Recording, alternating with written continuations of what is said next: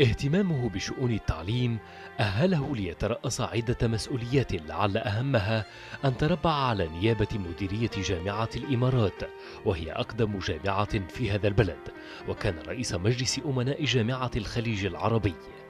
كما أصدر العديد من الكتب والبحوث والدراسات التي لها صلة بواقع التدريس، كمشكلة التعريب في التعليم العالي والتحديات التي تواجه التربية في ضوء المتغيرات العالمية.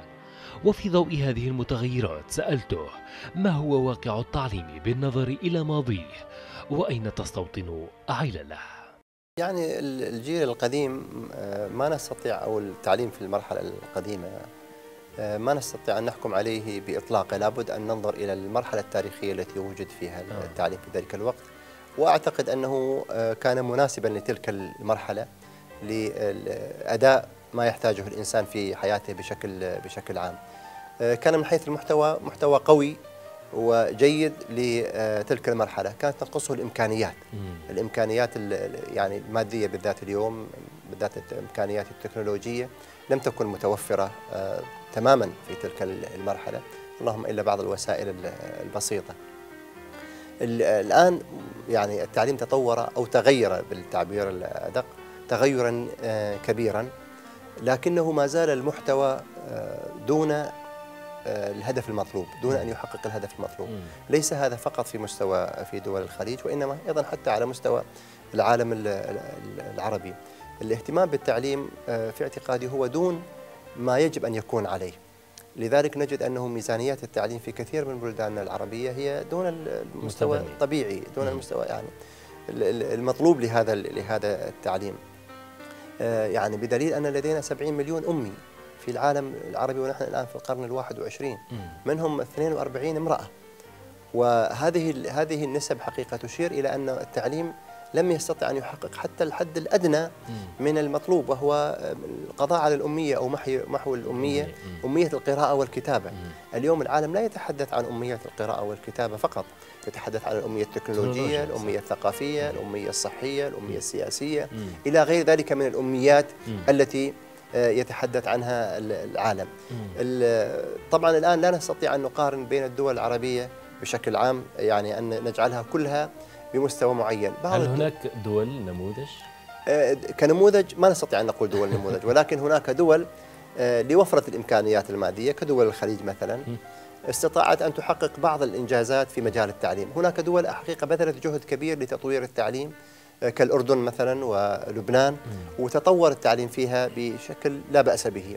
دول الخليج حاولت حقيقة أن يعني في السنوات الأخيرة أن تدخل برامج تطويرية على نظامها التعليمي، سواء كان في محتوى النظام أو في وسائل أداء هذا النظام. هل الدول والحكومات والأنظمة العربية برأيك دكتور قلقة على واقع التعليم أم ليست قلقة؟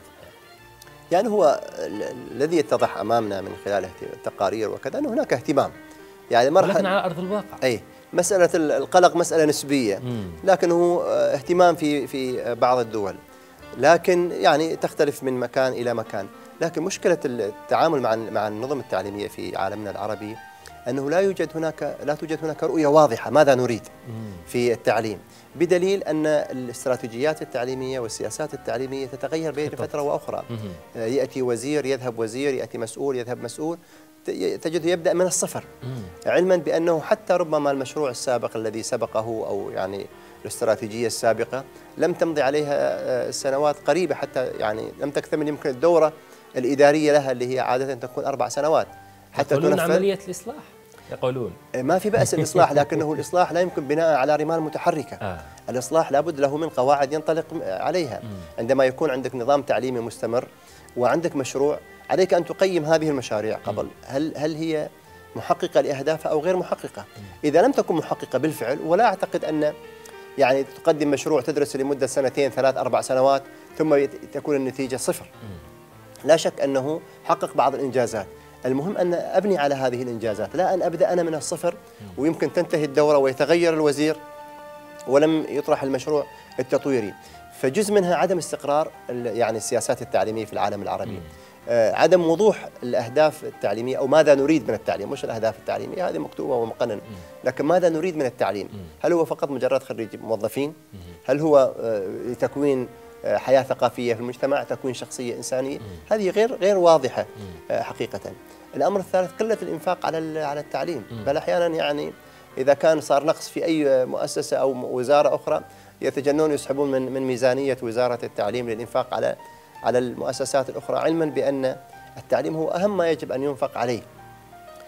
صحيح أن هناك بعض الدول تخصص نسبة لا بأس بها من ناتجها القومي للإنفاق على التعليم، لكنها نسبة في النهاية متدنية، حتى هذه النسبة العالية تجدها أقل مما تنفقه الدول المتقدمة. فنحن قلنا في البدء أن التعليم هو البوابة التي تلج منها إلى المستقبل وإلى تكوين شخصية الإنسان. فإذا لم تعطي هذه البوابة كل اهتمامك وتعطيها القدر الأساس في بناء التعليم، في بناء الإنسان، وإلا فلن تحصل على إنسان متمكن أو قادر على أن يحقق يعني حضور في هذا الوقت. جميل. في هذه النقطة بالذات أفتح قوسين، لماذا جامعاتنا تخرج أو تعتمد على التدريس في حد ذاته، ولا تعتمد على البحث العلمي كمادة يجب أن تكون في الجامعة، بالرغم من أن الجامعات تجد وزارة التعليم والبحث العلمي مرادف لها، ولكن تعتمد بشكل أكبر على التدريس ولا تعتمد على البحث العلمي؟ دعني أشير إلى أنه رؤيتنا للتعليم والبحث العلمي، الجامعات محدد لها 3 أهداف أساسية، اللي هي التعليم والبحث من وخدمة المجتمع.